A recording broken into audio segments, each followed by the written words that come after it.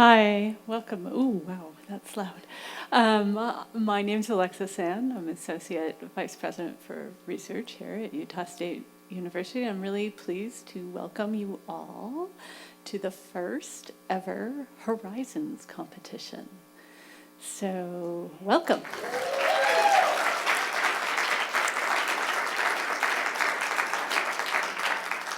This is part of our Year of Undergraduate Research that we are celebrating in 2025. 50 years ago, the visionary leaders at Utah State University got together and launched the nation's second undergraduate research program. They brought to the table some experts from MIT, where the first undergraduate research program was launched the previous year. And ever since then, we've been supporting undergraduates who want to go out and change the world with their creativity, with their insatiable desire to learn, and with their resilience, their ability to try something, have it not work out, and to pick themselves back up and move on and do better.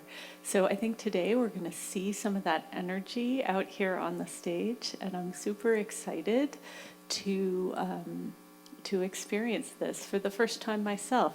I'm going to welcome to the stage now William Gold. Will is our program lead for the Year of Undergraduate Research, and Horizons is his brainchild. He came to us with this idea about 18 months ago now. He wasn't even working for us. He just had a brilliant idea, and we got pretty excited about it. So we hired him, and here we all are today on April 11th, 2025, about to launch something super exciting. So here's Will. Thank you, Alexa. Okay, I'm not going to keep you for long because we're here to see the main stars of the show, our wonderful student presenters. But I just wanted to make sure everyone's cited on what Horizons is and why Horizons is. So it's a university-wide challenge that brings together interdisciplinary teams of undergraduates. That interdisciplinary nature was a key aspect of the competition. So it was a requirement. We didn't want 3 engineers, 3 humanities students. We wanted teams that could bring different viewpoints and different experiences to cite on the problems that they were facing. So each team will have 10 minutes to present a pitch that is designed to address or positively impact one of the major problems that we face as a society, as a species, as a planet. They had a number to choose from that range from core skills in education to mental health to AI, living in space, cybersecurity. The pitches that you are going to see today were completely brought up by the students. They have received guidance from academic mentors and workshops, but the ideas, the way they're presenting them to you, and their persuasiveness is all from them. Our hope is that this empowers students to tackle some really big problems and to get the idea that they can make a change. I don't know if you've noticed, but the problems that we face all together, they don't seem to be getting any less complicated or any easier. So I'm hoping that the students that you see here today will be going out and making life better for all of us. No pressure, guys. So, 10-minute presentations, 5 minutes Q&A from our wonderful panel of judges, and on the basis of that, they will be awarded prizes. There are a number of prizes. The first prize is 4K cash for the overall winner. There are now prizes for presentation, innovation, and most impact. Each of those categories carries a cash prize of $1,500. The fourth category is an Audience Choice Award. So at the very end, we will have a QR code which will link to a Qualtrics survey, and we ask you to cast your vote for whichever team you preferred. Now, I understand there might be some bias here as we've got family and friends, but that is what it is. So please do make sure you capture that QR code and make sure you do cast your vote. Thank you very much for your support. It's really appreciated. Our amazing judges, I'm going to ask them very shortly to introduce themselves, And you'll see that we've got a pretty impressive collection of people here who are all very busy and have all given up their times to come and lend their expertise and experience to the students. So please join me in a round of applause for our judges. Our academic mentors who've given up their time throughout this last academic year to help the teams. They've been brilliant. Again, very, very busy people with their own things going on, so really appreciate the time they've given up. I'm also going to ask you in the audience to give yourself a round of applause, because otherwise it's just us talking among ourselves without you guys here. So thank you very much for your time as well. Before I get on to the students, there's one more thing. I'm quite new to USU, and I've worked at a number of places in my life. A lot of places say they support innovation, and then when it comes to it, when you bring them an idea, not always. I found that not to be the case here. So I want to thank all the students and staff at USU for making a place where I really genuinely feel you can be innovative and that it fosters a culture of innovation. So this one's to all of you in the room, really. That's a round of applause for you. Thank you. Okay. I'm going to ask our judges to introduce ourselves, and then we're going to have our first team up. So who did the mic end up with?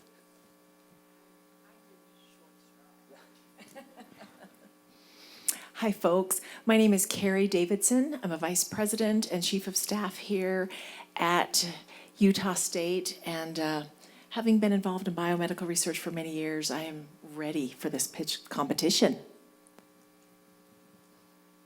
Hello, I am Cecile Evans, and I am a nursing research and evidence-based practice manager at Intermountain Health. And I got my start in research as an undergraduate, so I'm very happy to see what everyone has today. Thank you. Wayne Bradshaw, I'm an Aggie. I do government affairs for Rio Tinto Kennecott. Rio Tinto is an international mining company with a copper mine out of Salt Lake County. Curtis Anderson, founder and CEO of NERSA. We help healthcare managers who have short-term shift needs match with nurses who are qualified to fill them in a really short window. Also an Aggie, so any day to spend on campus is a good one. Hi, I'm Laurel Cannon Alder, and I graduated with liberal arts and sciences degree here, so I really do believe in interdisciplinary thinking, and I applaud all of you for your work. I'm the deputy director at Salt Lake City Arts Council. Hi, my name is Atefe Hosseini. You can call me Ati, and I'm from Campbell Scientific. And I saw that there are lots of research about the other planets, so I did environmental engineering, and I work with lots of satellite data. I'm really excited to see the presentation, and that's an honor to be here.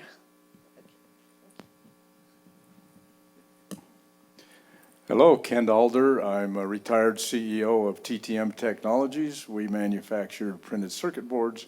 Apple Computer was our biggest customer at one time, so global company. And I'm also on the board of trustees with JC and graduated from Utah State. Big, deep Aggie, live up here. It's great. So excited for to hear the presentations. My name is Jacob Given. I'm with Space Dynamics Laboratory. I'm part of the communications team. And I guess you know that Space Dynamics is a university-affiliated research center. And I help the engineers and various scientists with their presentations as well.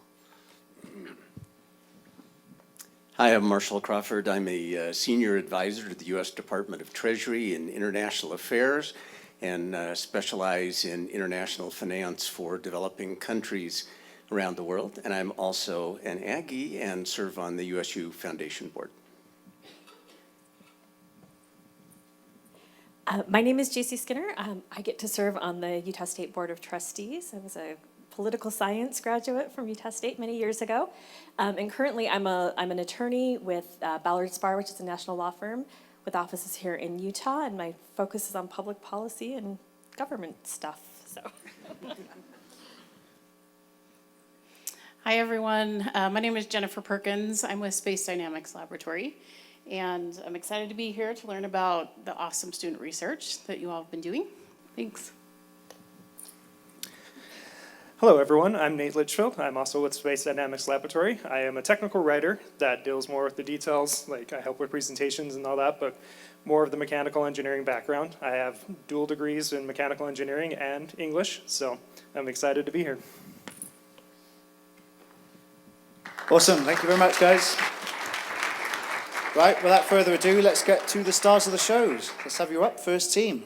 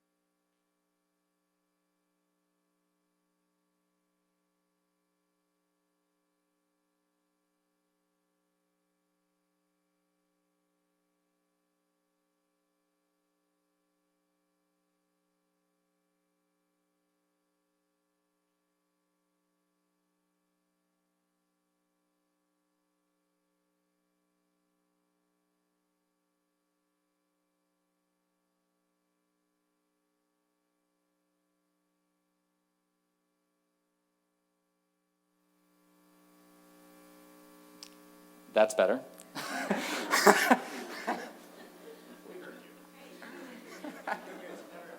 Okay, start over or just start where I was? Perfect. Okay. Moreover, there is the missing middle, that vital gap between traditional single-family homes and large multi-unit complexes where innovative community-focused housing solutions can really begin to take shape. Addressing this gap isn't merely an opportunity for urban renewal. It's a critical step in ensuring that every family in Utah can access a safe and affordable home. Today, I invite you to join us in rethinking and redesigning our future. A future where our housing policies reflect the needs of every Utahn, where growth is managed responsibly, and where every community can thrive. So some solutions that have been brought up in Utah, as well as implemented in other parts of this country, as well as throughout the world, include upzoning, non-market housing, and the use of federal lands. Upzoning is the reallocation of urban land from solely single-family housing towards more diverse types of housing that include apartments, condos, townhouses, and duplexes. And a major benefit of implementing upzoning is being able to build more houses in close proximity to schools, workplaces, commercial establishments, and other community services. Non-market housing is essentially public housing, and we often think of apartments and similar forms of housing when it comes to that. A lot of them have rent/mortgage subsidies, and for a lot of densely populated areas in the world, they allow communities to make use of limited land. And in Singapore, this model is successful in that 90% of those who live in public housing are the owners. And a current push for the use of federal lands to allocate millions of acres of federal lands, including in Utah, is being pushed by the Houses Act in the US Congress by Senator Mike Lee. And a common thread that these three and other solutions have is that in Utah, they may face a lot of opposition from local communities who feel that they may not be listened to, that they don't have a say in any of these solutions. So how can we implement solutions that take into account community voices? That brings us to community benefit agreements. A community benefit agreement is an agreement between local municipalities and housing developers that aims to ease the implementation of denser housing projects by addressing the needs of a community hosting those projects. One of the key blockers to developing denser, more affordable types of housing is NIMBYism, which is an acronym that stands for Not in My Backyard. A survey by Envision Utah found that while most homeowners support affordable housing, they don't want it in close proximity to them. The chart behind us shows that a strong correlation between these types of denser housing and preferred distance. NIMBYism occurs for a multitude of reasons. Envision surveys lists too many people, too much growth, construction impacts such as noise or road closures, and impact on the community atmosphere as just a few of the concerns of NIMBYism. Community benefit agreements originate from large energy infrastructure projects. They are contracts between the developers of these projects and local communities. These projects range from nuclear energy power plants to wind farms. And they are used to accommodate the community's needs in developing such large projects which have unavoidable shifts in the community's atmospheres.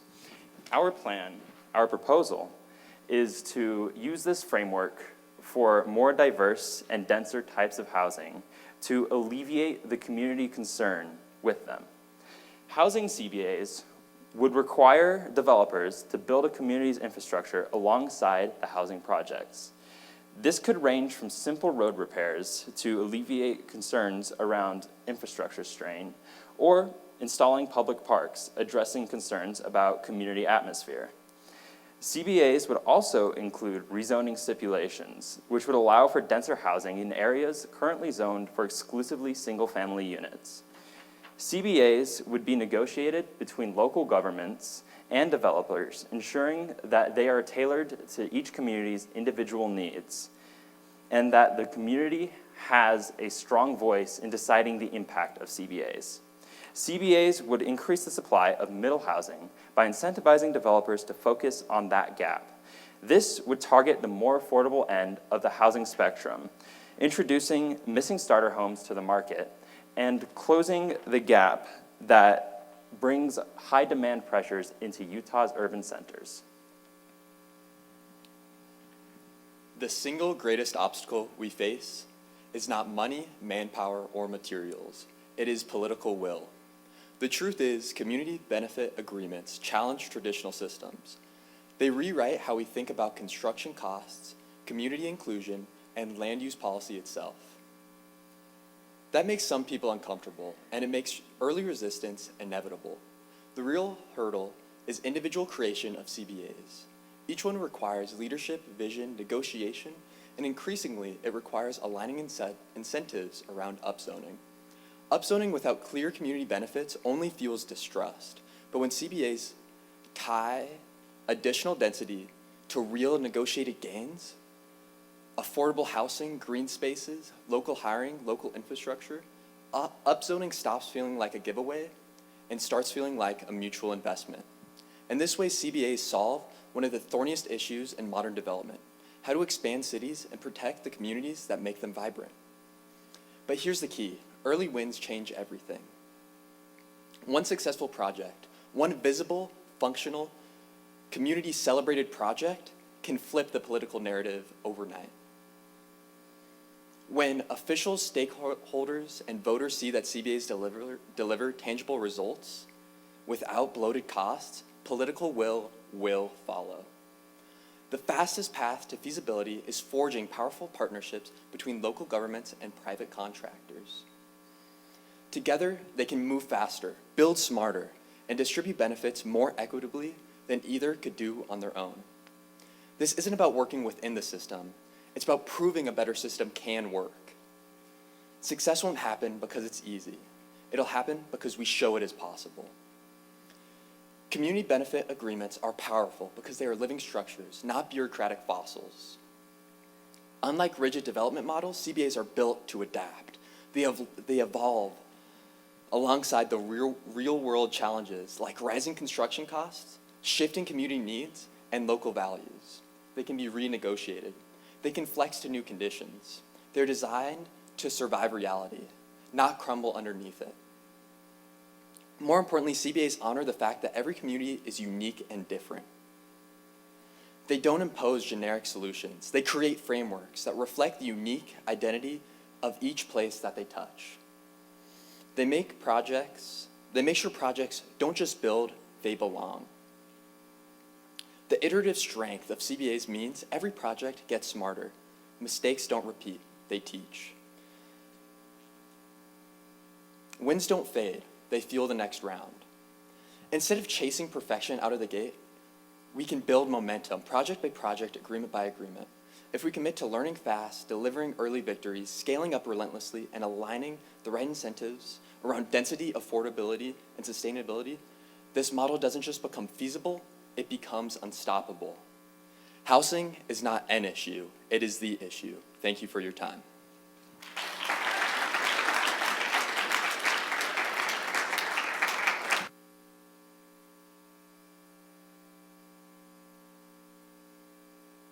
To ask questions.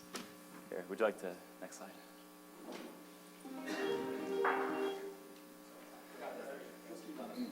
Yeah.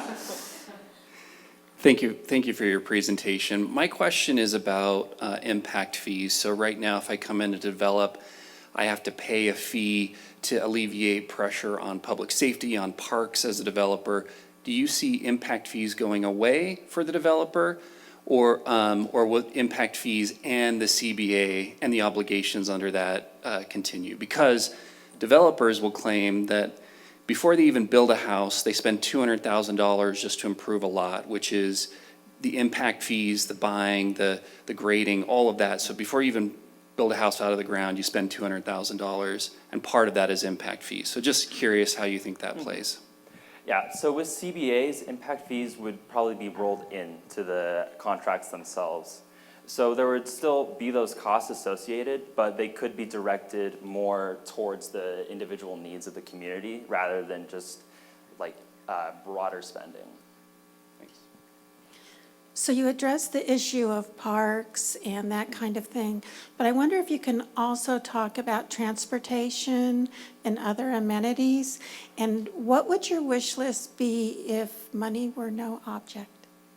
Yeah, so CBAs are designed to go along with any community desire. So those were just some examples, like parks and road infrastructure. But if a community desired public transit, especially with denser housing coming along, that would be something that developers could look into. Anyone else? Yeah, I would say, I think public transit is awesome. And I think upzoning really allows for public transit to not just be better, but to be more effective and to meet people where they are. In the upzoning process, would you predetermine in neighborhoods which sections are available for upzoning, or would you allow developers to purchase any open piece of land and decide to have it upzoned for multifamily?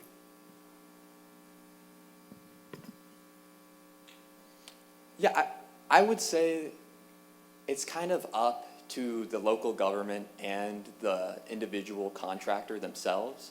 But where I think CBAs really shine is the flexibility and their ability to adapt. So they really can be anything. So I think they can adjust to the needs of both parties, if that makes sense. And on top of that, CBAs, they would specify where the upzoning would take place. So it's not just blanket upzoning across all of Utah, which has had significant pushback from NIMBY groups and advocates. It is targeted upzoning in certain areas where communities would benefit from that and where developers could, well, make a profit. One of the biggest issues that communities deal with when trying to go forward with these kinds of projects is really the disconnect, as you said, between community members who don't want this in their backyard and city councils and planning commissions who recognize the need. How do you anticipate CBAs bridging that gap between government entities and community groups who have very divergent views?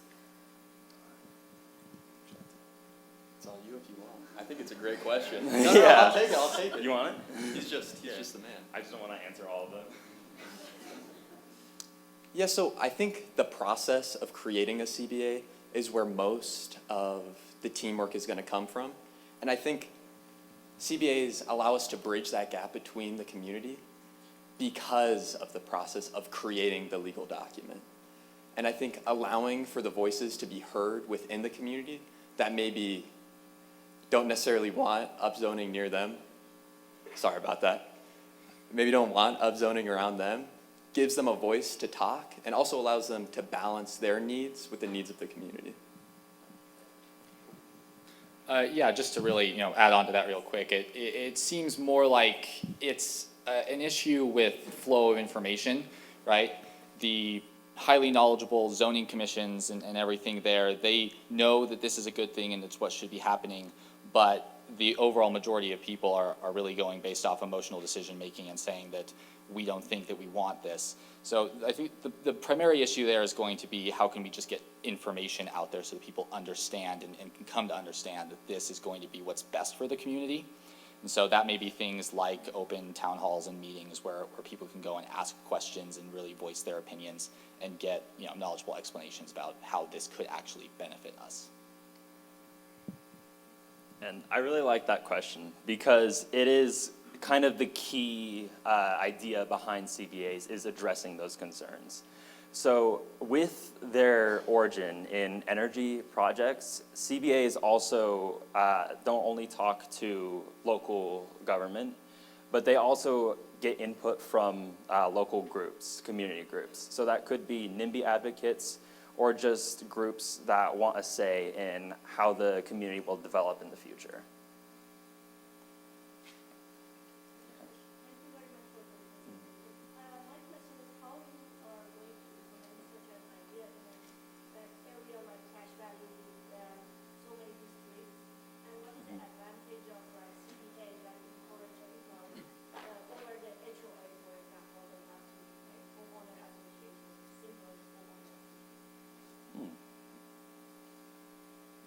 Anyone want to start us off? I can start if you want. Sure. Yeah, I think Cache Valley is honestly a really great example of where CBAs can come into play. Not just because of the geographical limits and constraints of the area, but just because of the community-centered focus there is in Cache Valley. So I think the fact that there is an HOA, it's not a balancing feat, that's actually a good thing, because that gives us someone to negotiate with for the CBA. And there's a lot of districts within Cache Valley in this general area, but that also allows for more voices to be heard. So I think there is a balancing there, but I think overall, Cache Valley is a great example of where CBAs could be very useful.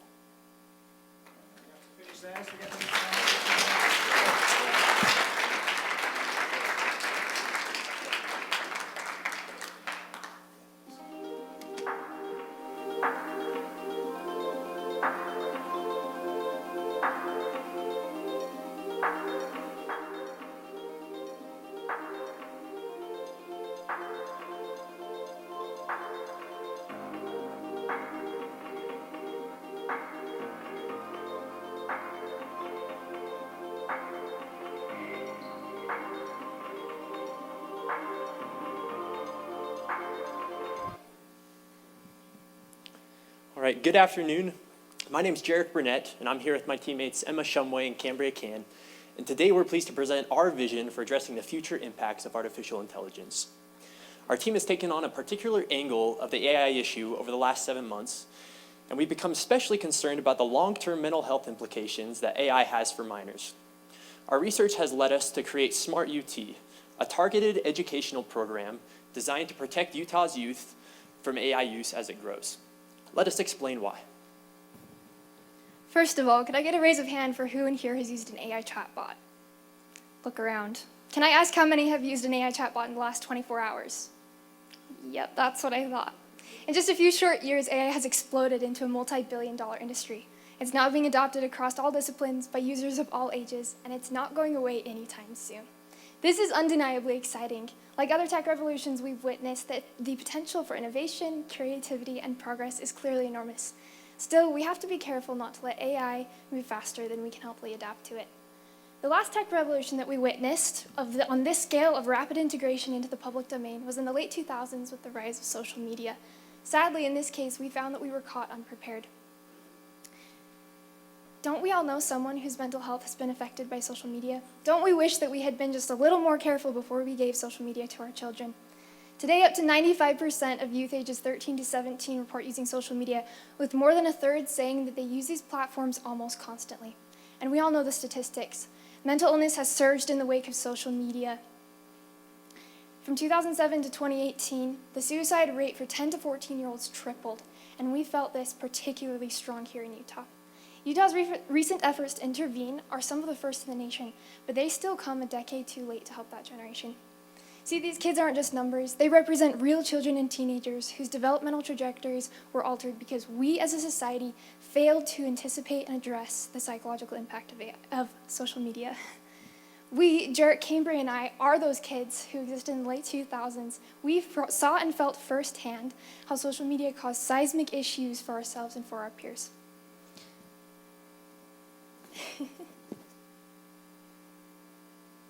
The opportunity to guide our generation through the rise of social media is essentially gone at this point. But now we stand on the rise of a new technology, AI, and we have an opportunity to guide the next generation through this. See, here's the thing about AI. Despite all the engineering brilliance that's gone into these systems, they are still black boxes. In other words, no one can fully predict or control what these systems will output or how they will evolve. What we do know, however, is that they will continue to evolve and ultimately shape our society. Don't we owe it to ourselves to fully examine all of the potential risks of AI before it becomes deeply embedded into our systems?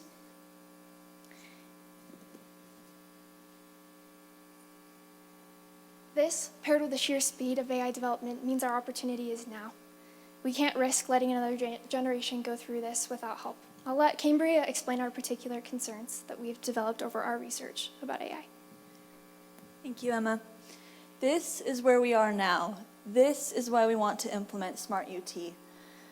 AI chatbots have hundreds of millions of users every single day.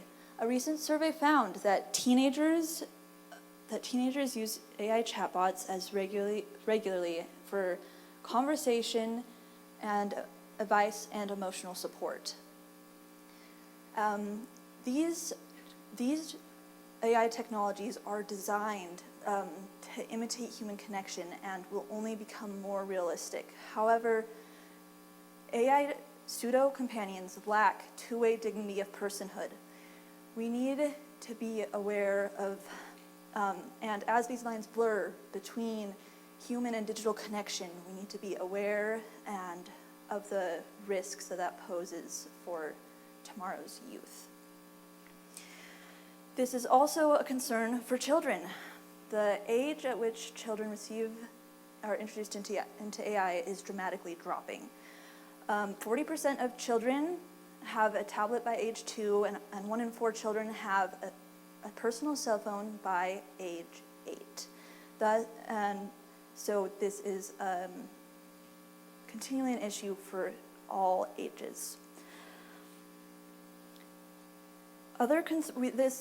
Due to the young age of implementation, we have concerns about developmental impacts, such as stunted growth of creativity and critical thinking, and also development of interpersonal skills such as empathy.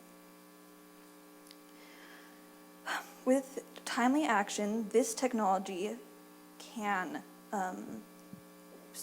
without timely action, this technology will shape the course of the next generation.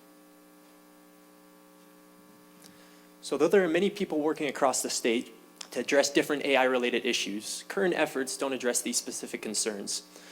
That's where Smart UT comes in. Smart UT is a flexible, ready-to-use curriculum package that can be implemented into Utah's K-12 schools to help them navigate the world of AI safely, confidently, and proactively. Rather than pretending like we can fully regulate AI, we've chosen a different approach, more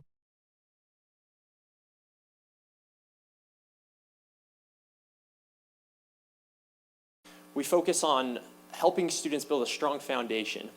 We teach them build healthy digital habits, like questioning what they see, setting screen boundaries, and knowing when to turn to real people for help and connection. Why start this early? Because studies show that even younger children are already engaging with AI and different tools, and they already trust it more than they should. Many believe that chatbots know everything simply because they sound confident. We help them question that, understand it, and not be afraid of it. Just like these interactive coding examples that already exist, our machine learning tools and activities are designed to be fun, engaging, and simple. They help kids learn through play, experimentation, and exploration. As students get older, the curriculum deepens. In middle and high schools, we focus on discussion-based activities where that invite critical thinking for students. We also focus on helping them understand hallucinations and recognizing bias, on evaluating the news and information about AI, and on exploring the impact that AI will have in our societies, relationships, and identity. And they'll continue to use these interactive tools to learn to train basic LLMs, gaining firsthand insight into how this technology works and where it fails. Smart UT is designed to be actionable and adaptable. Here's the plan. First, we will develop the curriculum, then we will run a pilot program. With the feedback from that, we will refine the program. Then we will roll it out statewide and with making continual edits as AI evolves. This plan will integrate seamlessly with curriculum that is already there, such as digital learning and science. We will collaborate with tech and education leaders across the state to develop this curriculum in a way that will be helpful for all. To measure the success of Smart UT, we will use pre and post surveys, teacher feedback, and mental health metrics.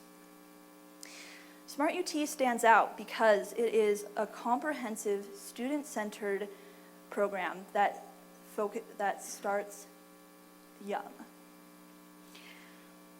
It blends technical and the conceptual aspects of learning about AI. We are not just teaching kids how AI works, we are helping them critically think about what it means in the context of our society. 2 decades ago, we stood at the crossroads of social media. We chose convenience over caution, and an entire generation has paid the price in their mental health. Today, we stand at perhaps an even more consequential turning point with artificial intelligence. We don't want the kids of today to be standing up here on this stage in a decade, lamenting our failure to act. By implementing Smart UT, we give kids the knowledge and skills they need to become thoughtful, empowered users of AI. The future is indeed coming fast. Let's prepare them for it. Thank you.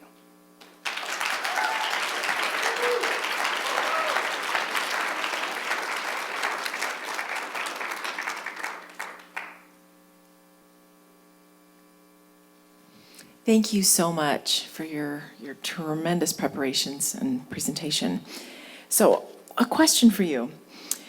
Will there be any programmed algorithms or other kinds of indicators or backdoors if there's an indication that there needs to be human interaction within your tool? So like a kind of alert system? Yes. Yeah, that's one of the big concerns that's in the state of Utah generally right now. And I know there's careful regulation out there already to make sure that we have a human at the interface when needed. Our program would include getting developers in on that, getting psychologists in on that, and creating a system that will bring in humans when needed. However, we don't anticipate that because of the nature that we are putting this into K-5 education, and older than that, and this will be very student-friendly. There will be a teacher in the classroom at all times. This is the safest place that students can interact with AI, and they will be interacting with it anyways. Building off of what my colleague Emma said, I would like to add, for clarification's sake, that we are not proposing building an LLM for them to learn from. We are giving them a set of tools and curriculum. Part of that curriculum would include like a train your own AI experience, but everything would be safely monitored in the classroom. Thank you. Thank you. You've come well prepared. Very much appreciated. And you're developing that curriculum. Sounds like a good solution.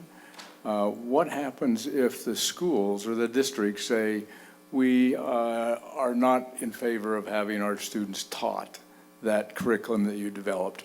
Have you thought about how to make sure that the schools will actually take your advice and your curriculum and put it to use? Well, you make an excellent point there. While everyone might not be on board, but AI is such a pressing and all-around issue that many people are already concerned. There's already in discussions with the AI specialist on the Utah Board of Education, they are already working on things to teach teachers how to implement AI better in the classroom.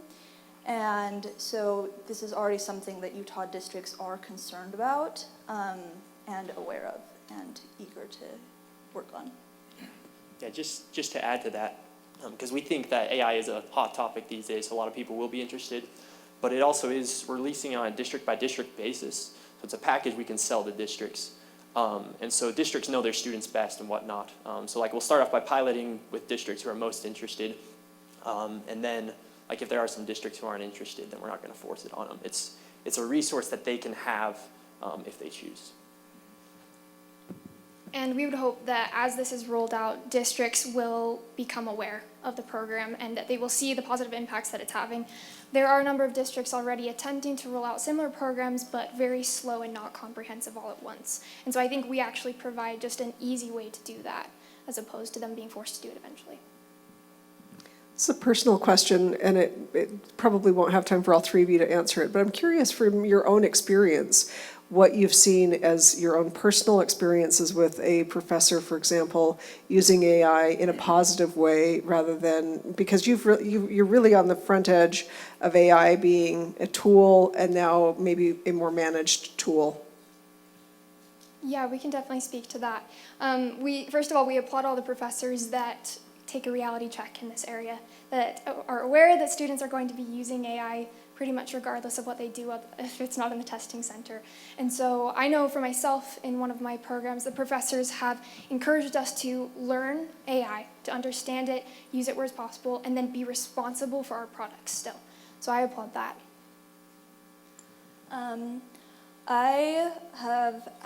One of my professors here is actually Professor Wynn. I took an AI and society class, which was part of my inspiration for working on this project.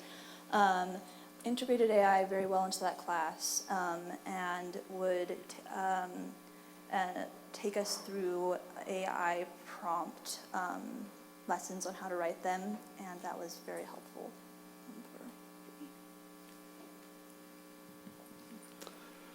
You began the presentation talking about social media and the effects that it's had on individuals. Is the plan that this smart UT is going to interface with the social media platforms, or is it going to monitor them? How will that work? We don't currently have any plans for that. Social media as an issue is being addressed by Utah right now, and it's doing that pretty well. We want to address the next wave that Utah as a whole can't address. And again, it's not like a app that you install. It is a curriculum package. So, but social media will not be covered.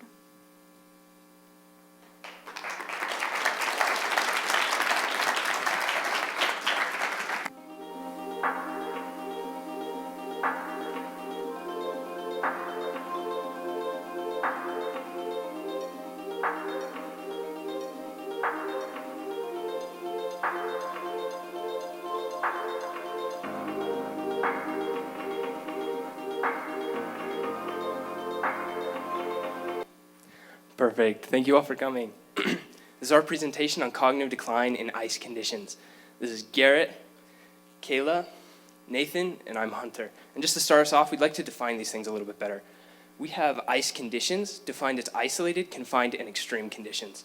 And then cognitive decline is defined as the loss of mental capacity and the physical atrophy of the brain due to a lack of stimulation and a lack of variety. So join with me on a journey in one of these isolated, confined, and extreme environments. There's so many examples out there, but one that comes immediately to mind is the research teams out in the Arctic. There's no doubt they're in an isolated environment, and it's extreme conditions. Imagine you're one of the researchers out in the Arctic. Sunlight is limited, your food is on a schedule, and you see the same faces every single day. Your options for leisure activities rotate between reading a book, playing some games, or maybe going for a walk. Maybe this sounds eerily familiar to the time we had during the pandemic, right? Well, what were the effects? Those research teams came home and they took brain scans, and those brain scans showed that the part of their brain responsible for memory shrank by 4 to 10%. Imagine if your brain was shrinking 4 to 10% every 14 months. How long do you think you can last? Well, luckily for those research teams, they came home and their brains quickly recovered, but that's not the reality for the future of space missions. Experts predict that within the coming decades, there's a possibility that astronauts will go to space without the expectations of return. Could you imagine if astronauts were losing memory 4 to 10% every year? Whatever technological advancements we create would be absolutely irrelevant if we can't slow down the rapid pace at which our brains decline. Now, this doesn't just happen in the Arctic or space. There are countless examples of how living in ice conditions affects cognitive capacity, from submariners to incarcerated populations, the COVID-19 pandemic, and countless other historical examples. As shown on this graph here, with the blue line representing those non-socially isolated people and the yellow those who are socially isolated, those living in isolation are consistently have higher cognitive decline than those who live in social settings. Clearly, cognitive decline is real and impacts so many different people. But before we can know how we can best mitigate this, we need to know, why do we care? How bad can this really be? Honestly, this can be very detrimental for our astronauts. Cognitive decline has led to a slowing of the creation of new brain cells in the part of the brain responsible for both emotion regulation and memory formation.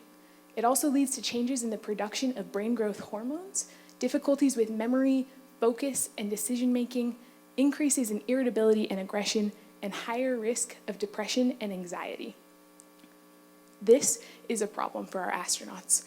It would be bad for anyone, but it is particularly dangerous for them due to the nature of their missions.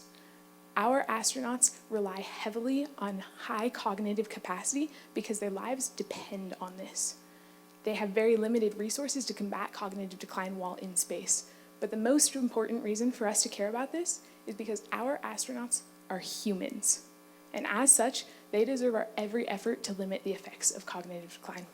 Now, as Garrett mentioned, space agencies across the globe, such as these 5, have plans to send astronauts on long-term space missions within the next 2 decades.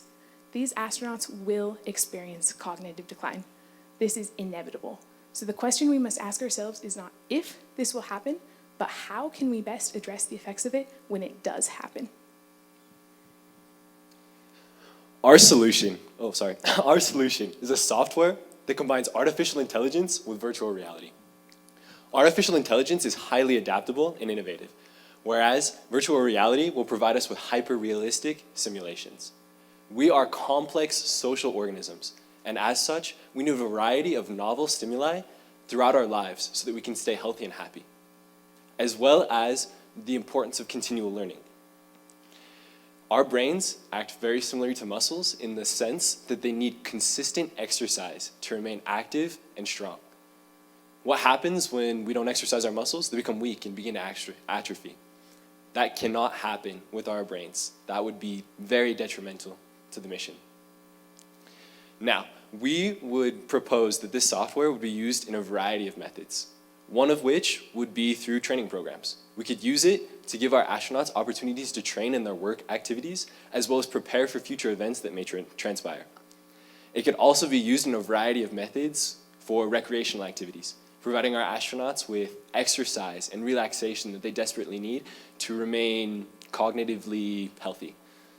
It will also provide them with a social supplement, a way that they can socially interact.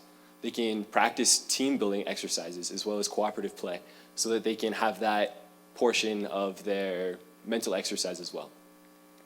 It's also important to note the hardware that this would require is already in testing, development, or already on the market. For example, full body haptic suits are already in testing and development. Omnidirectional treadmills are already on the market, as are virtual reality helmets and headsets. This technology is available now. Additional benefits of our solution is the monetary aspect. We have the applications of this technology go far beyond exclusively in space programs. The idea to use AI in training programs and in simulation is already mimicked in a lot of places, but can be greatly enhanced by this.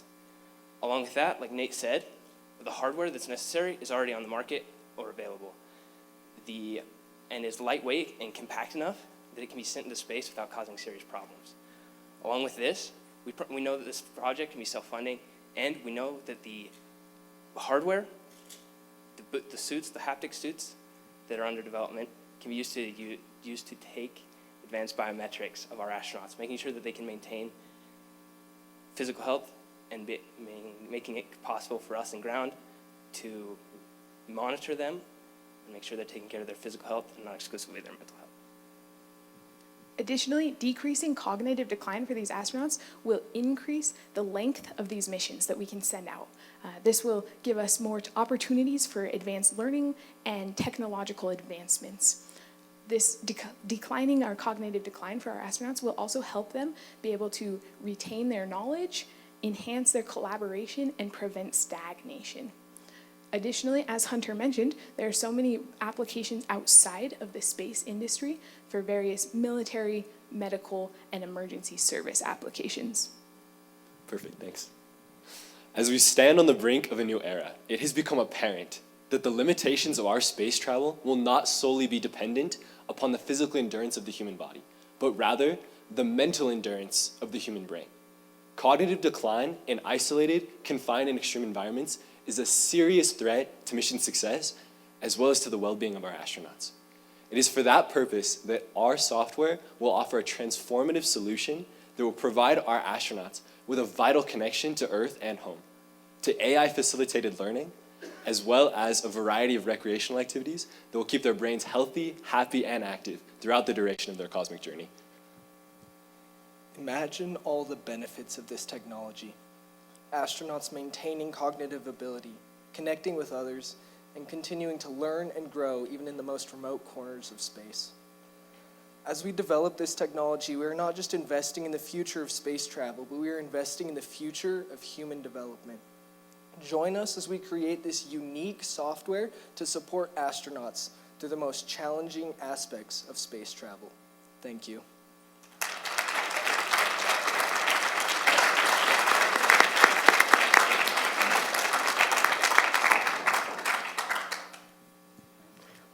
Hi, I have a question. When you looked at the background and with cognitive incline with persons in space, did they look at the roles that the astronauts had? I know that a lot of scientists are doing experiments the entire time they're there, and I don't know if everyone has that intensive a role while they're there.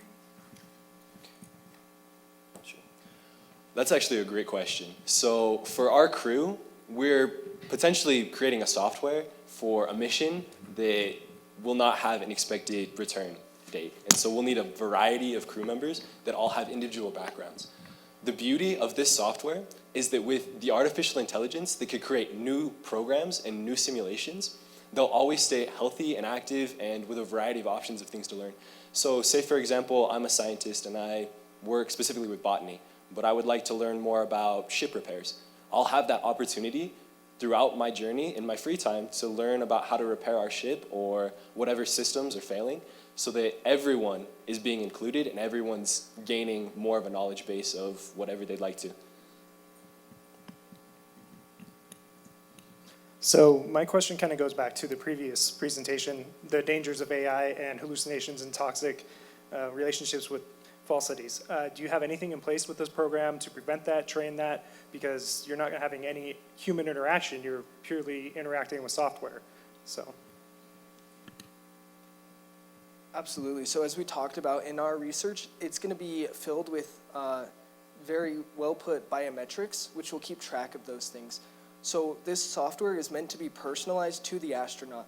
That means that ground crews have all of the data. So if they start seeing some changes, because when you start overusing it or using it inappropriately to a point where it starts changing your cognitive function or how you interact with others, right? Those biometrics will be able to warn the ground crews that something's wrong, and we'll be able to create a fix for that. Thank you. I had a quick question about how you see your AI and VR program helping additional people here on the ground. I know that astronauts are always at the forefront of innovation, and it really progresses here back on Earth. And so I'm wondering if you see other groups, I guess, potentially benefiting from your work as well. Well, a great example of similar use that we're already using has been implemented a long time ago is training of pilots. So they've been using simulators for a long time, and same thing with like NASA and training their astronauts. They've been using the same simulations. Now, if we can apply that to other things like accurate driving simulators in driving schools to help people understand the importance of paying attention, or really anything similar. Well, and additionally, astronauts have always been on the bleeding edge of that technology. There's been so many different innovations that have come because we are pushing ourselves to go to space. And we really think that this can be one that adds on to that, as Hunter said, for various opportunities on Earth. There's so many in the military and even just training for various things that would be hard to do repetitively in person. We can do that with our VR and then be able to apply that across a larger variety of applications there.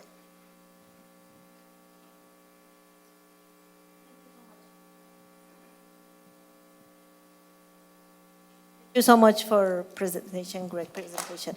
My question is, maybe it's a futuristic question. How you can guarantee that the people interact with this AI so much can integrate again with the human in the real life, and then do not prefer AI and machine over the real people? Absolutely, that's a serious concern, and that's something we've all been thinking a lot about recently. As far as our project goes, we're looking at long-term space missions. As we said in our presentation, we are predicting this with the expectations that astronauts go to space and they do not come back. So the reality is they're going to go and they're going to colonize another planet or travel through space with a limited crew of 5 to 20 people, who knows. So the reality is they will have limited numbers, and how well they interact with others is ultimately up to their crew and the leaders of that crew. However, being able to come back to Earth and interact with people isn't a reality for what we're looking at. Does that answer your question?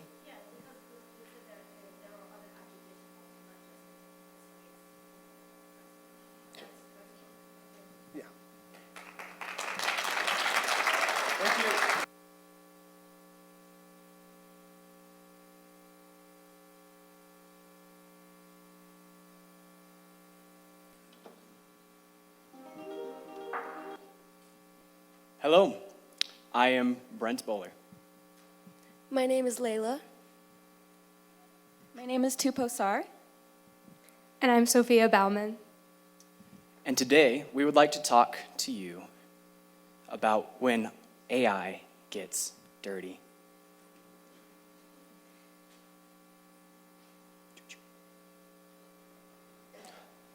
Wonderful. Mr. Kent Alder. Do you recognize the man in this video? I hope so, because, sir, it is you. Looks pretty young. I'll give you that. You do look quite young, quite strapping, I might say.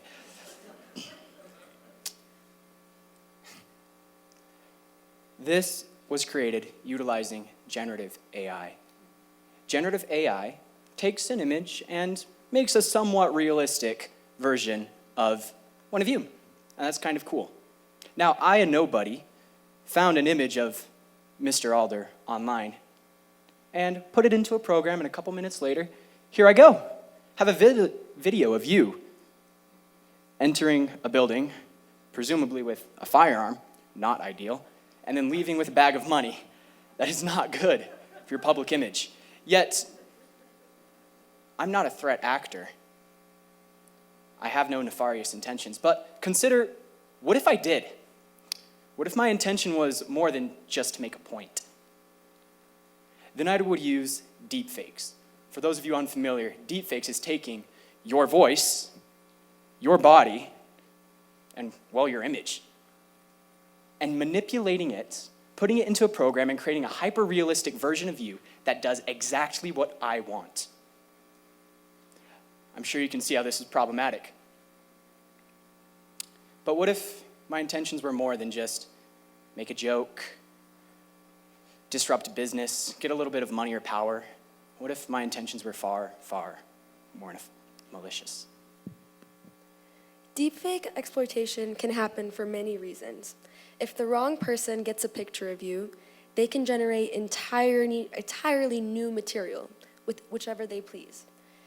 In 2021, Sabrina Havela was running for office when somebody anonymously sent her a file of pictures of herself.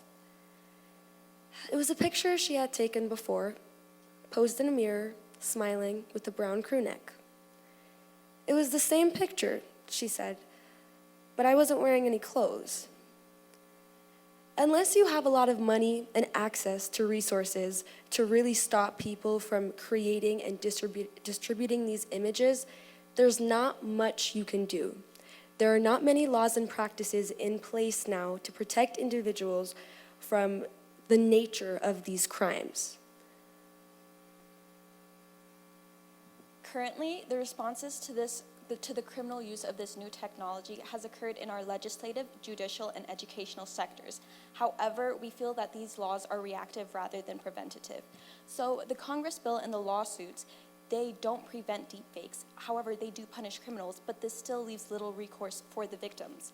For example, if a deepfake was created by an offender outside of the United States, the laws here may not apply to the offender, which obviously leaves the victim feeling very wronged. And while we still believe that tech students should be taking ethics courses, this doesn't have an immediate protection. This doesn't protect the victims at all immediately. So ethics courses don't stop bad actors from creating pornographic images. What victims want is they want safeguards, they want fast takedowns, and they want accountability.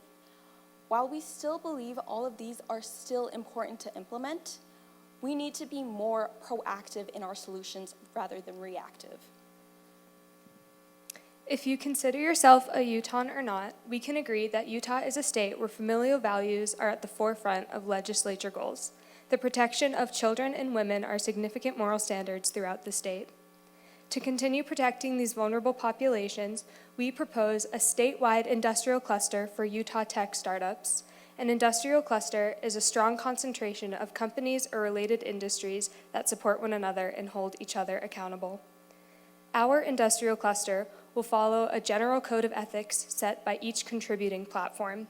These codes would be similar to the Hippocratic Oath in Isaac Asimov's 3 Laws of Robotics.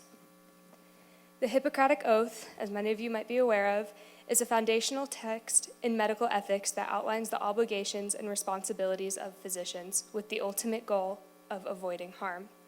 Asimov's 3 laws consist of robotic software not harming humans or allowing them to come to harm. We present to you GenuGuard, a symbol for Utah tech companies to use where employees promote company transparency and customer protection.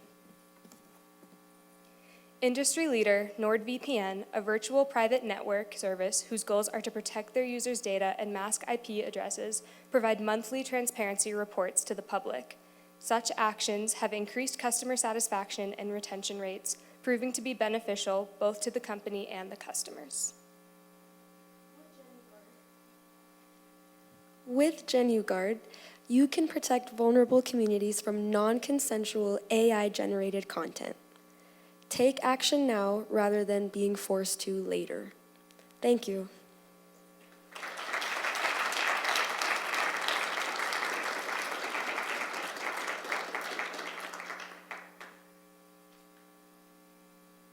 Questions? Yeah, thank you. Could you talk to us a little bit more about how it works? Is that something that I purchase and then it kind of like monitors my social media and protects me, or is that something that the tech companies would apply and protect my data? So this is something that would be geared towards the startups and companies. They would implement this for many reasons, but it would benefit both the company itself and consumers. Yeah, much like a transnational advocacy network, the intention of this is to create a united front among industry and accountability from the public. By making these codes of ethics public, these companies will develop a greater trust, or they will be perceived as trustworthy. And this is the intention, that companies internally regulate, yet are held accountable by the public and industry partners. And in this way, well, the industrial cluster, will prevent problems like this from happening.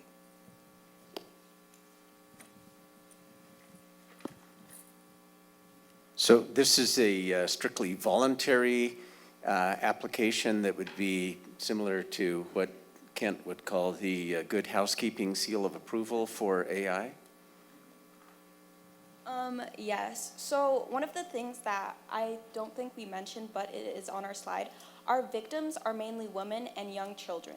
So good housekeeping, yes, because we do want to protect those vulnerable populations.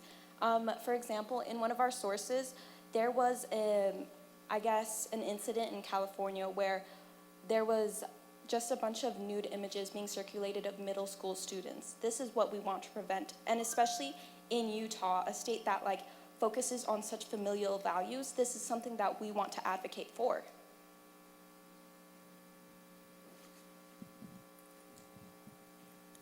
Yeah, thank you. To start your presentation, you had a very exciting video up there. So my question is would your product have prevented you from doing that?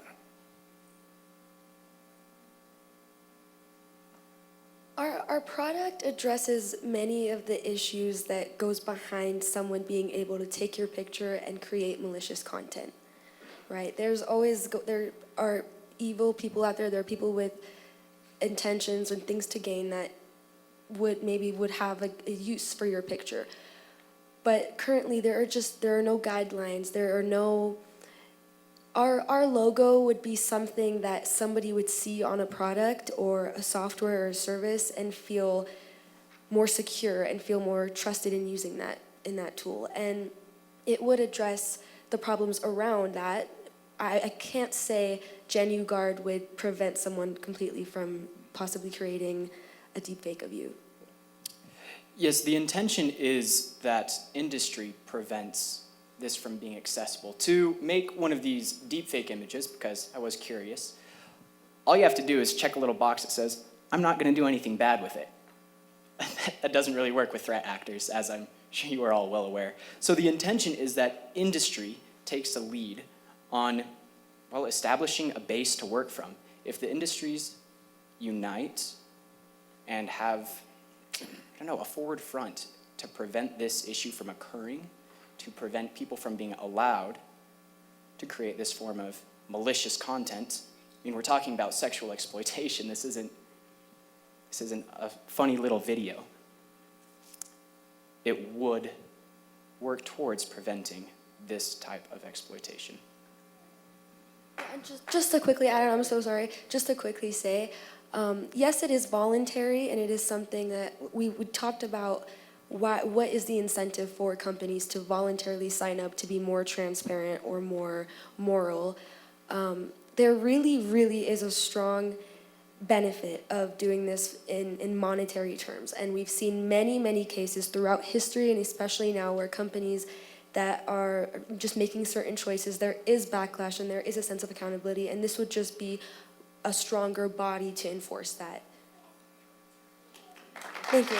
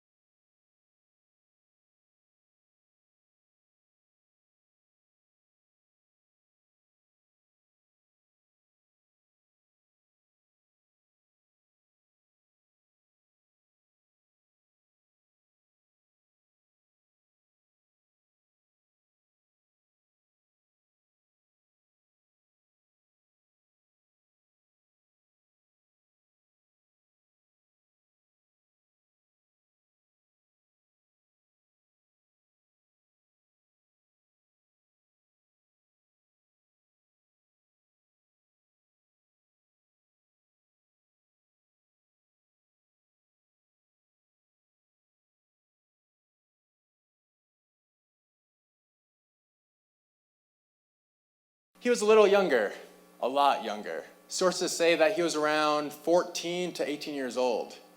Now, I don't know about any of you, but I'm 18 and I can firmly say that I am not that experienced in life. And something about Icarus is that his ambition was like no one else. He was filled to the brim with it. And as you're going to see later on, sometimes ambition can lead us different paths. But one day, Daedalus and Icarus, they gathered a bunch of feathers that had fallen off of birds, and they gathered wax from candles in their prison cells. And with those feathers and wax, they made wings. And with those wings, they gained freedom. They escaped their little cell, and they went far out into the sea.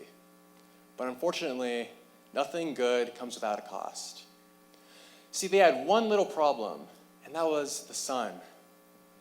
Now, Daedalus had told Icarus that he shouldn't go too high, as even though his wings were functioning and they were beautiful, they were still made out of wax and feather.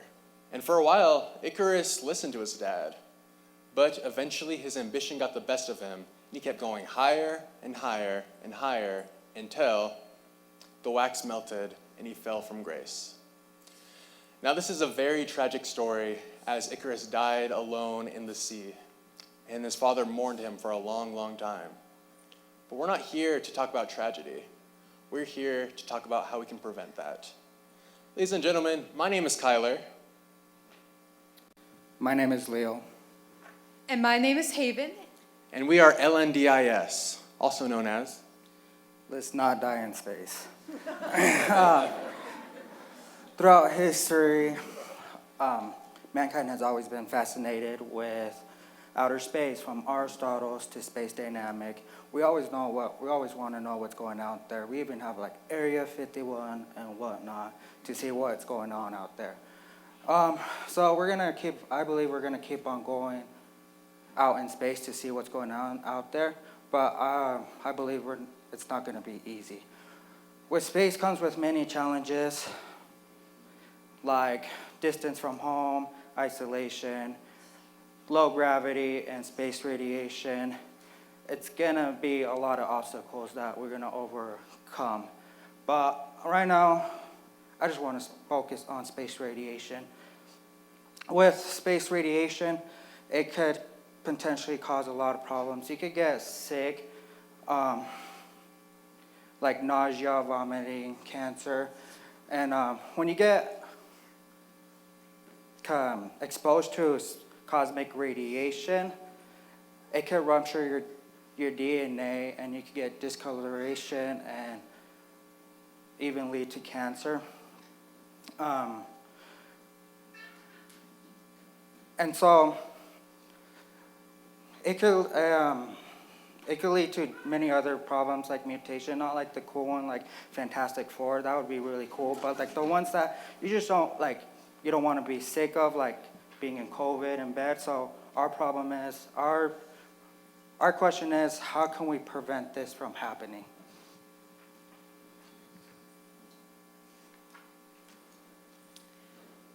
Previous solutions have used aluminum and polyethylene as radiation shielding in spacecraft. But one problem with this is that as different countries propose longer and longer space flights and even space expeditions to the moon, Mars, and beyond, it gets increasingly harder to replace and refill aluminum and polyethylene when it gets broken. And taking replacements with you would add more mass, more weight, and more space when we are trying to optimize this to use the least fuel possible and be able to take important life-supporting things. So we intend to use algae as shielding. Algae has been grown in space since 1972 by many countries such as Russia, the United States, Germany, and even conglomerations of countries such as the EU. It has been shown to be able to be effective, grown in space. It can regenerate its mass quickly, both on Earth and in space. It can take in the carbon dioxide, which the crew would breathe out, and produce oxygen from it. So it could be able to cycle oxygen, and marine algae has been found to have radiation blocking effects. It can produce radioprotective chemicals, and it can absorb ionizing radiation, such as cosmic radiation. We would intend to put this algae in a photobioreactor, so a machine made for growing algae that would be fitted with UV lights to provide the photo, to provide the light. And this would be able to recuperate from any losses or die-offs, so it could be easily replaced. And in addition to being radiation shielding, it could process the crew's carbon dioxide and produce oxygen. It could process the crew's waste and process the crew's waste. And it could be used as biofuel or bioplastics. So in contrast to previous solutions such as aluminum and polyethylene, this could repair itself through regenerating and have multiple uses, which helps save space, mass, and weight. Our particular solution would use panels like this in the interior of the spacecraft, and perhaps with varying thicknesses for different rooms that might need more radiation protection, such as perhaps somewhere storing food or the crew's quarters. And we could integrate this in long-distance spacecraft as well as eventually space settlements. Our pilot project would be to design a self-sustaining photobioreactor, which has been done before. Since 1972, algae has been grown in space and tested specifically for radiation functioning and just how well it can function without crew input.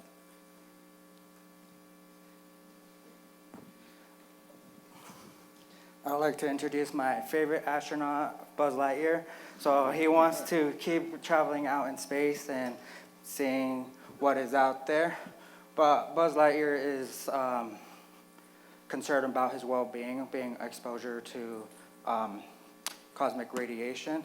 So as you can see right here, we have Buzz Lightyear and an average fishbowl spacecraft. He's being exposed. On a long duration flight, it could literally get him sick, and we don't want him to get sick and die because I want to keep watching movies of him. And right here, with our project Rainforest, he is now covered with algae. We could put algae on the outside. And right now, I'm not sure what NASA is doing with water waste. And so I think we could use the water waste outside with the algae, and then we could put panels inside, and it could filter it, so then we wouldn't have to be using much waste go to waste. And so there's a lot of potential using algae as waste product, and it's limitless on.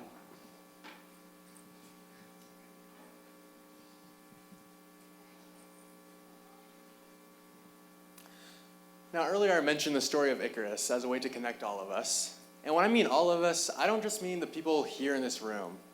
See, I believe that Icarus represents not only a story of caution, but a representation of humanity as a whole. Lots of people think that Icarus was a fool for flying too close to the sun. As I mentioned earlier, he was ambitious. I think we can all agree, and we can all remember a time when we were filled with ambition. Some of us, I'm sure, still are. But I want you to imagine when you were really little, all right? Imagine looking up into the sky, whether it's day or whether it's night.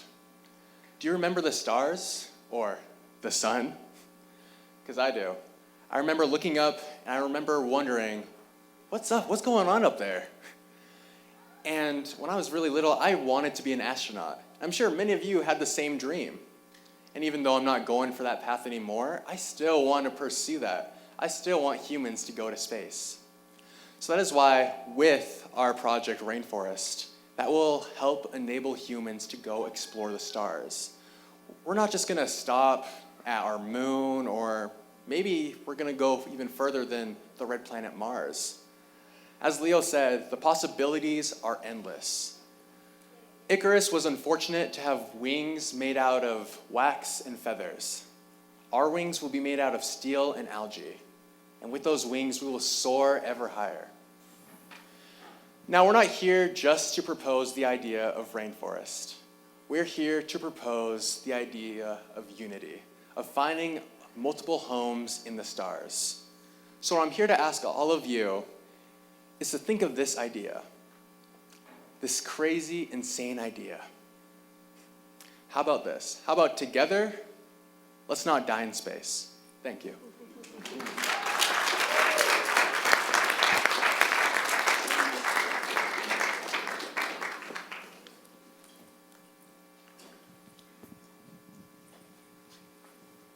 So I wonder how you would address, how you would put this together, because I'm assuming the algae needs sunlight for photosynthesis, yet you need the CO2, and you want to keep it in the environment. I just kind of want an idea about that. Okay, so I kind of mentioned a little bit before we'd use UV lights, which has been effective for the photo part of the photobioreactor, providing light. And the CO2, we could definitely provide some of that with the crew. That would be part of the processing.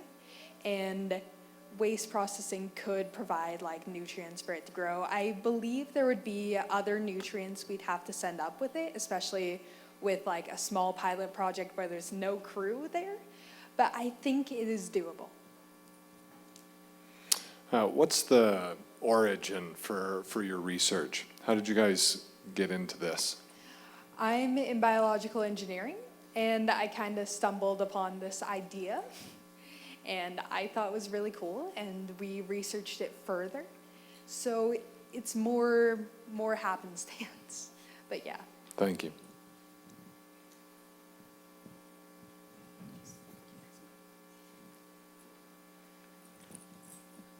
Yeah, I think you've had some excellent ideas there.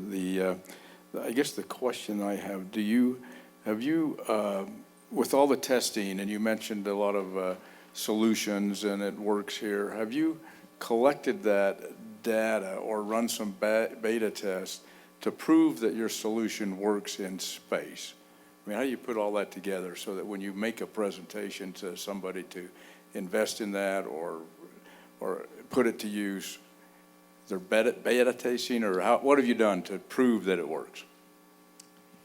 Specifically, we have not had access to radiation sources as of yet. But to prove that works in space, algae grows effectively in space, but I think our first step would be to prove that it can perform these properties in space. So it would be a pilot program, and it'd be sending up some form of marine algae because those have better like radiation absorption than regular non-marine algae like freshwater algae and stuff like that. So we would have to do a pilot project to test how well it works and maybe use genetic engineering to tweak the rate of chemicals it produces. But yeah, so we'd need a pilot project first before implementation.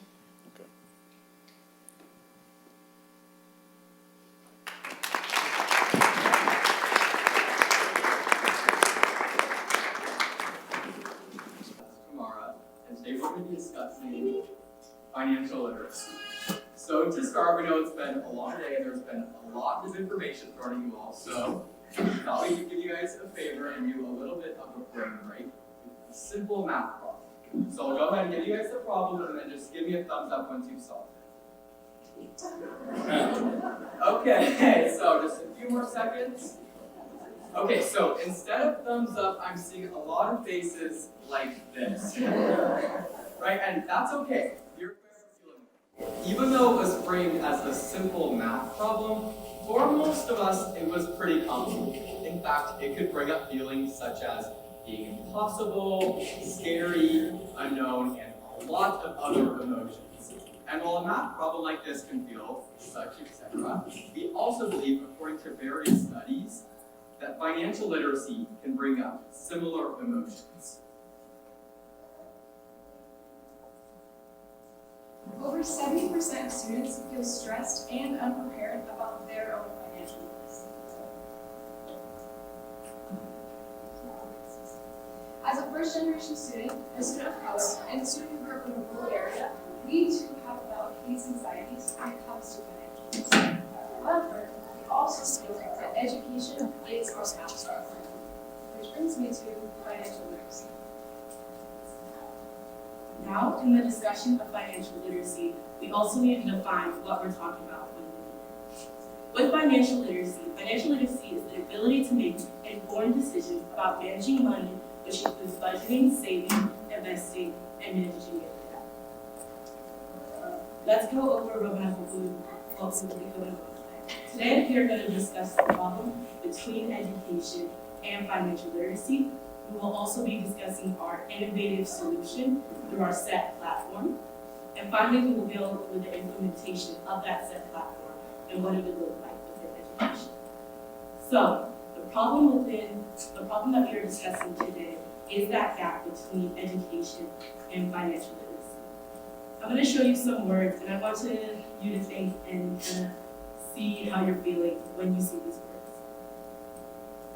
words. I'll give you another second. Okay. I'm kind of feeling and sensing we're seeing a lot of this. And it's not about the words itself that makes us feel about it. It's the implications of tax and being able to do it and work through it. But one of the things we want to discuss is that the problem is deeper than what it seems. Exactly. Just as Tamara mentioned, although things like tax season can feel annoying and stressful, there's also a structural barrier at play that is resulting in emotions like this. In fact, various studies conclude that today, students around the United States are feeling stressed, anxious, and unprepared when it comes to financial topics such as investments, paying your taxes, as well as loans, credit, and debt. This isn't just an uncomfortable feeling, it's a barrier that is preventing them from financial success. In fact, we find that we are all affected by these feelings. Financial literacy cost Americans more than $243 billion in 2024 alone. We are all paying the price, and students are disproportionately affected. In fact, the average college student graduates with over $90,000 in debt, with little to no experience of how to reduce and repay this number. Additionally, students throughout the world are feeling unmotivated and uninterested in education. This is because they feel as though we aren't learning about finances and it's not practical or setting themselves up for success. This, yet again, is having real-life repercussions on all of us. In fact, when students don't have the capabilities or the tools to achieve financial success and literacy, they find themselves trapped in poverty with no tools or resources to climb themselves out. In fact, rural, low-income, and students of color are disproportionately affected. They don't have the tools nor resources to build up or accumulate wealth.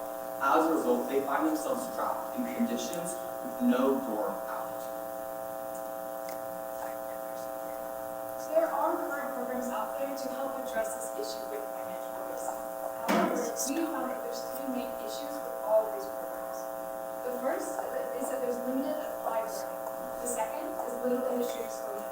The third is lacking long-term family skills. To boil it down, there isn't enough education about financial literacy. However, because there's such a big issue with financial literacy and learning about it, we also believe there's a massive opportunity to learn about financial literacy. Which brings me to our solution. Within our solution, one of our goals is to set students up for success, with S starting with simulation. Through learning how to deal with stock portfolios as well as taxes, students are getting the ability to get real-world education and be able to apply that to their classroom. This would be a low-risk internet type of involvement, and the way to get students involved into it is schools can apply case studies as well as entrepreneurship simulations. Me, for example, I was able to do an entrepreneurship simulation through my school in middle school, where we started a business from the ground up, received paychecks, and learn how to divvy up resources as well as the routine. Next up is E, external experience. This looks like internships, mentorships, and community interactions. What's so vital about these external experiences is that they provide real-world experiences for students. They also provide connections that the students are able to use post-high school and implement into their real-world lives.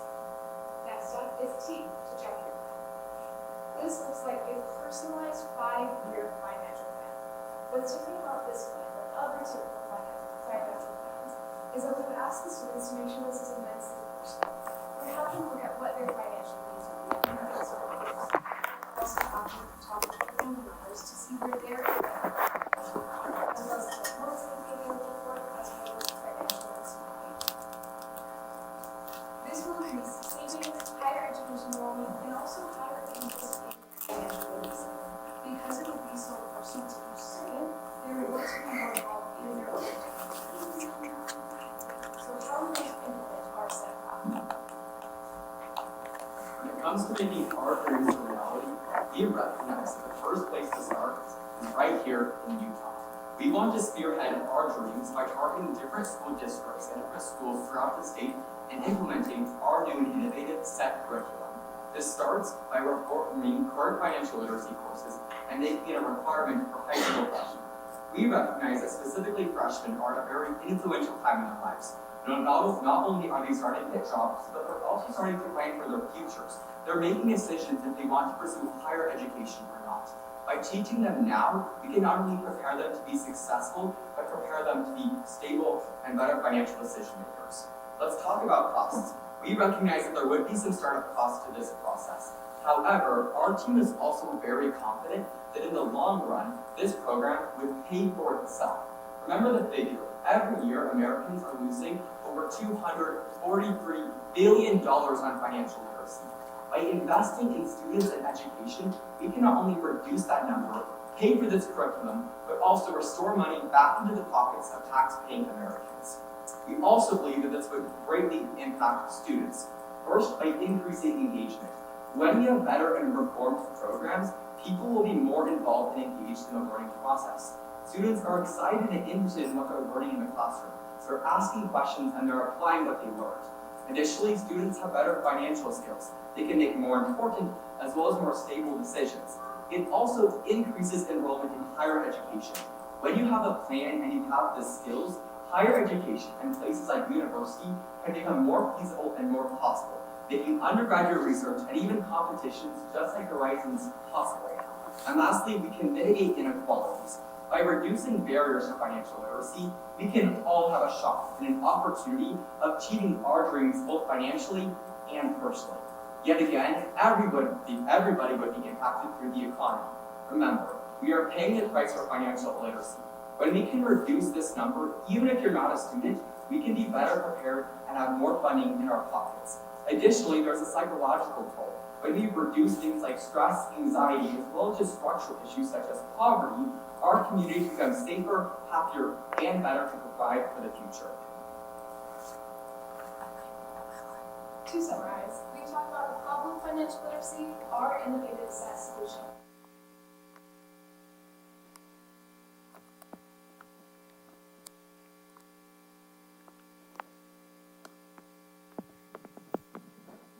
For so many people. However, we feel that financial literacy and this math problem through education can also feel possible. Together, we can create a brighter and better future for all. Thank you. Any questions?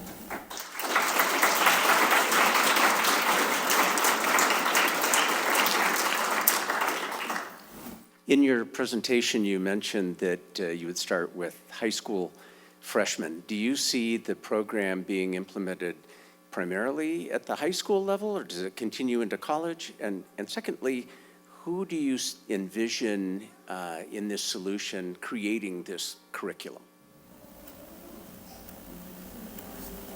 So to start, we first believe that one demographic that is especially important and vulnerable is high school freshmen, right? That is a very specific age where studies show children are starting to make choices about higher education and are starting to make more important financial decisions. So we would want to start there. But we also recognize, as Brooke mentioned, that the issue is just not enough education in general. So while this is our primary focus, we would recognize that later on, as these programs start paying for themselves and start being reinvested back into everybody, we can move to lower ages as well as high school students and even just adults that aren't currently continuing education. So hopefully that answers your first question.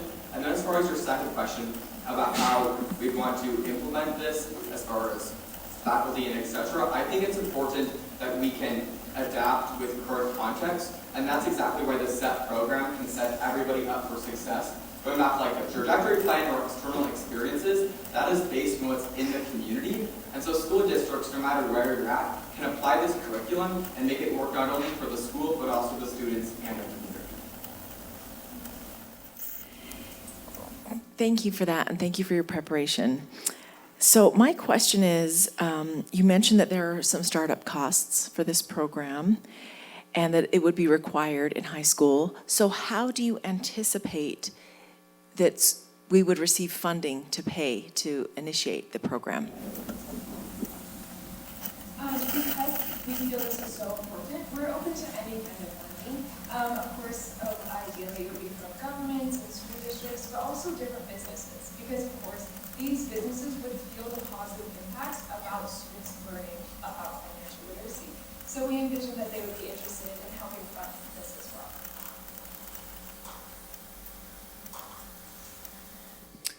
Thank you for your presentation. Can you talk to us a little more about the trajectory plan? Is that an app or is that like a caseworker? Who's working with the individual to kind of set them up for success? Our vision for this RSET program is for it to be adaptable to the school districts, to their abilities, and to their needs. And so for that, again, it's kind of a broad answer, but it would be adaptable and look for how what the school districts want that to look like.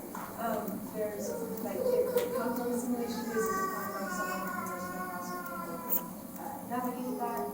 But again, it would just depend on the school district's resources and how they want that to look like.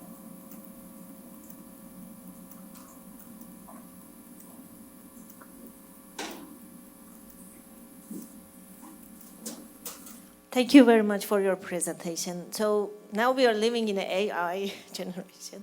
So how you can prevent the AI provide a solution instead of your solution? So with our solution and utilizing AI is a platform that you have to put certain inputs into in order to get the best outcome. And as students are starting to learn about AI, they also need to learn AI can't predict what their basic economic standpoints are, or where their background is, or how much a certain job will cost if they were to turn out a house. We give statistics based off of that, but there's also some personal needs and some personal stuff that the student or person has to do in order to put into the AI to utilize. And it's kind of like, in addition, we recognize that there are a ton of great places to make changes in society. However, we believe, and the reason why we chose this topic, that we're struggling is to not only stay in the classroom, but to get in the classroom through costs.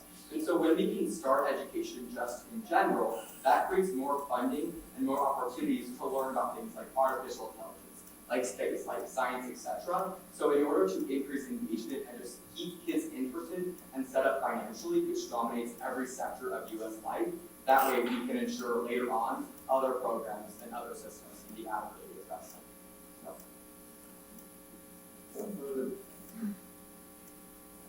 What noted differences do you see, having been through your own simulation about entrepreneurship today? Well, for me personally, one of the benefits of doing this simulation was understanding cost and benefit between how much I would purchase, how much I would get out, and what I could utilize from it. So a lot of what I worked with was also with people too. So it wasn't just one skill that I learned from doing this simulation, it was multiple skills that I could apply to my life and just to the regular things day to day.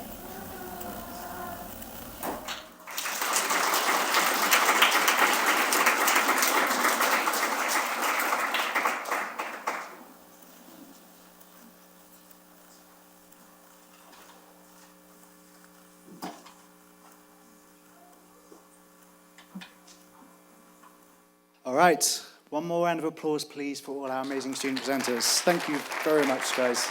Amazing work.